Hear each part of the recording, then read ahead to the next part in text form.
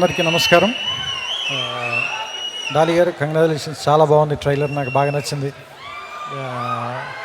నేనంటే మీలాగే నేను కూడా ఏమి చూడలేదు, ఎందుకంటే నాకు థియేటర్లో చూడడం ఇష్టం, అందుకని ముందు ముక్కలుగా చూడను.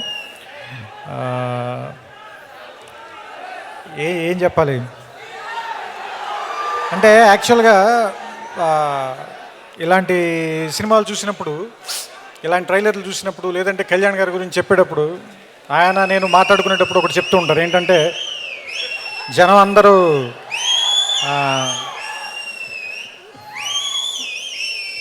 ఒకడెవడో వస్తాడు, వాడు వచ్చి మనందరికీ న్యాయం చేస్తాడు అని అనుకున్నప్పుడు, వాళ్ళు నా వైపు చూసినప్పుడు నాకేం గర్వంగా అనిపించదు. ఎందుకంటే ఇంకా ఎవడో ఒకడు వచ్చి న్యాయం చేయాల్సిన పరిస్థితుల్లోనే జనం ఉన్నందుకు బాధగా అనిపిస్తుంటుంది.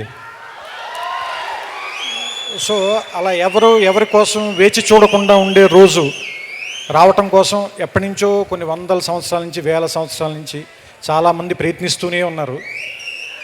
వాళ్ళ వరుసలో ఎక్కడో చివరి నిలబడగలిగే స్థాయి నాకు కూడా భగవంతుడు కల్పిస్తే అంతకంటే గొప్పది ఇంక మరేం లేదని చెప్తూ ఉంటారు ఆయన. ఎందుకంటే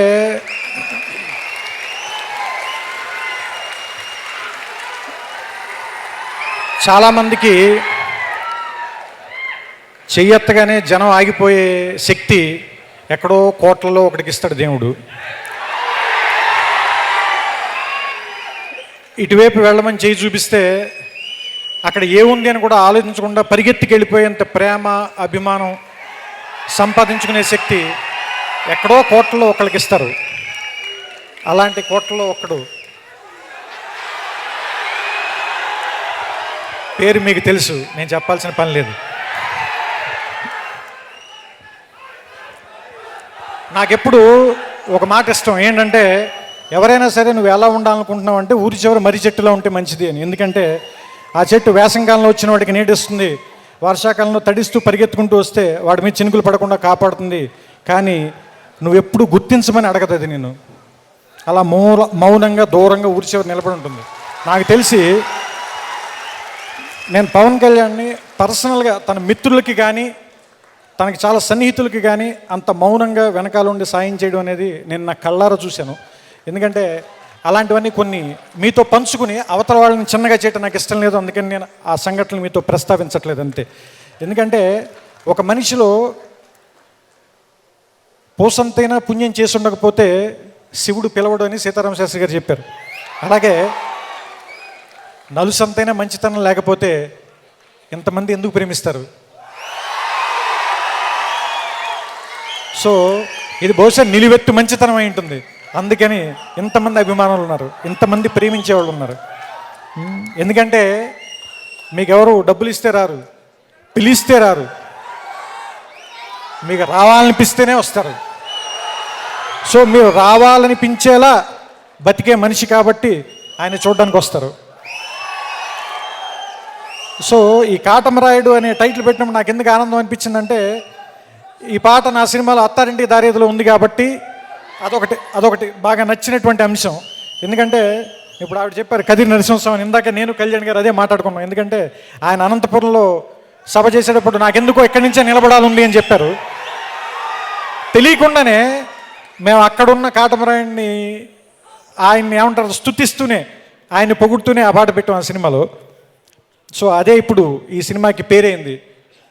ఇది ఈయన్ని మరింత ముందుకు తీసుకెళ్లాలని, మీకు మరింత చేరువ చేయాలని, సినిమాల ద్వారానే కాకుండా ఇంకా చాలా మార్గాల ద్వారా ఆయన మీ అందరి గుండెల్లోనూ ఎప్పటికీ మర్చిపోలేని స్థానాన్ని సంపాదించాలని.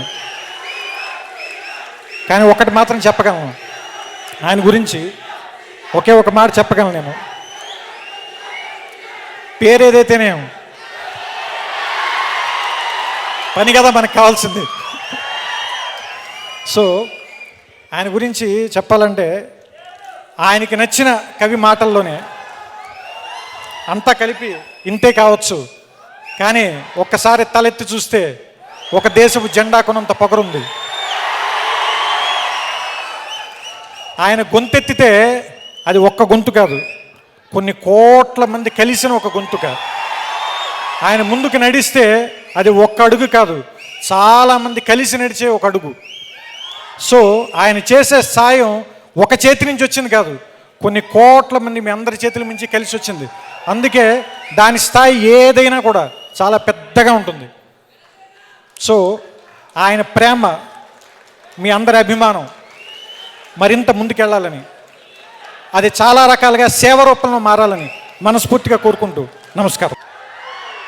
ఒక సూపర్ డూపర్ హిట్ సినిమా వచ్చిన తర్వాత దానికి ఫాలో అప్ సక్సెస్ రావడం చాలా కష్టం, జరగదు.